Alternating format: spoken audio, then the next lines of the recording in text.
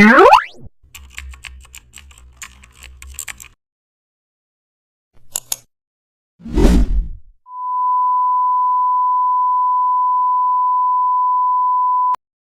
back to the channel, and don't forget to like, share and subscribe for more updates. Today we are diving into an exciting tutorial how to create a phone mockup scene in Adobe Photoshop. Import a phone frame and drop it into your workspace.